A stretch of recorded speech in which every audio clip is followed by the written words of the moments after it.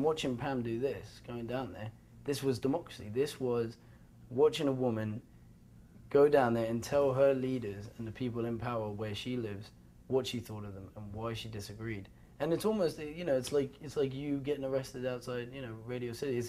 In a way, it's democratic, getting your voice out there, whether or not they're gonna allow you to do that. Whatever happens, you have to raise the issue. You have to raise the issue. Not because you're trying to convert someone, but just because it has to be raised. More for the people who do agree, but are afraid to say that they do. Of course. And once they see somebody who raises the issue that they know is right, they go, you know what? I was just thinking the same thing. People are isolated. They don't. But I didn't feel comfortable. I feel like I might get isolated. Exactly. Or people who were like, you know what? I wasn't even thinking about that. I didn't ever consider it. You have to raise the issue.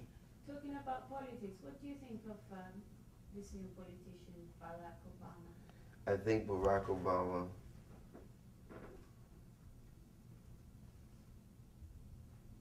should be the next president of the United States.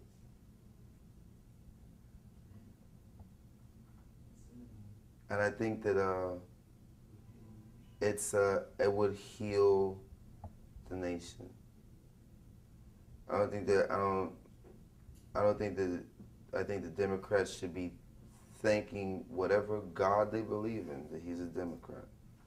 Because I don't think they have anyone who can beat him on the Democrat or the Republican side.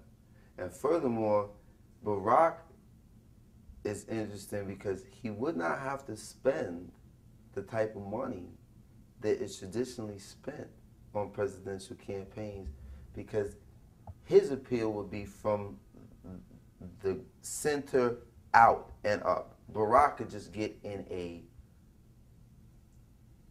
tour bus and go from station to station. He wouldn't have to spend any money on radio ads, or he could go and talk at every urban radio station. He could do something. The way the technology is even to this point, he could run his whole campaign from MySpace or YouTube. Yeah. I mean, and that's not being facetious. That's very real.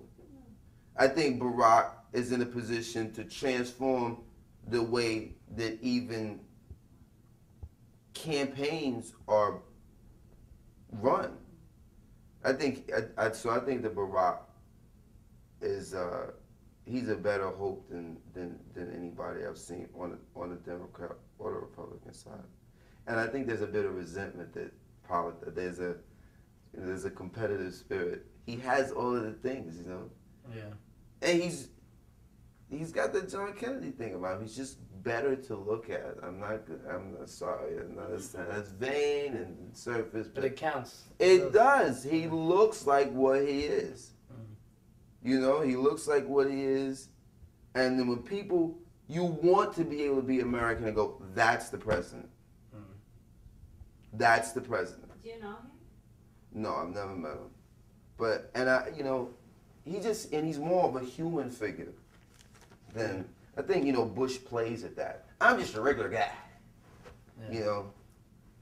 To camouflage the fact that he doesn't know what he's doing. Completely opposite.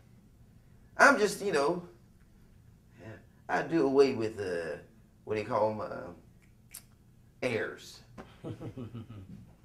You just don't know what you're doing. Don't try to sell that off as like some, your homespun. Yeah. You're an aristocrat. Knock it off. I mean, you're an elitist. You come from a dynastic family. They'll be like, you're just just a normal guy. Yeah, the guy that we could go fishing with, On the baseball team. Once we get a security clearance, it's like,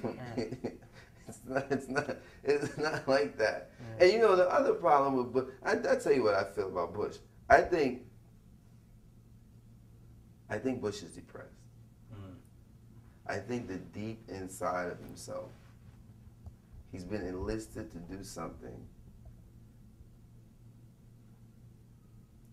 by the people around him, whether it be his family or advisors or people who have their own objective, and he's really Bush's Chance Gardner. but like someone that's just been pushed into a position and has accepted a responsibility they really didn't want, and they got all these people around them grooming them for this responsibility, and they're carrying out, they're doing exactly what they're being told, but they really, and maybe this is me being idealistic, in his heart of hearts is a bit sick with himself. Because nobody wants to, listen man, you have a UN conference and 2 different statesmen on a global stage criticize you at length, you personally and your policy. Venezuela and Iran are not neighbors. They have separate national interests. They're very well-developed nations. They're independent nations. They're not poor. Very, very, very powerful. Powerful, influential. Both of these leaders are educated men. And they're cussing you out on different planes. Yeah. Hugo Chavez steps up to the podium, and this is what I thought was amazing. Before he says a word about Bush or the administration, he recommends Noam Chomsky's Hegemony and Survival. Whilst also thinking he's dead. Which is classic. Yeah. Which is classic. This is a Spanish-speaking leader who's recommending a book written by an American intellectual. He's like, and I started to read passages from this book, but I'll just leave it as a recommendation. Now, about this and this and this, and he's funny. The type of candor and like personability that Bush fakes at, Chavez really has.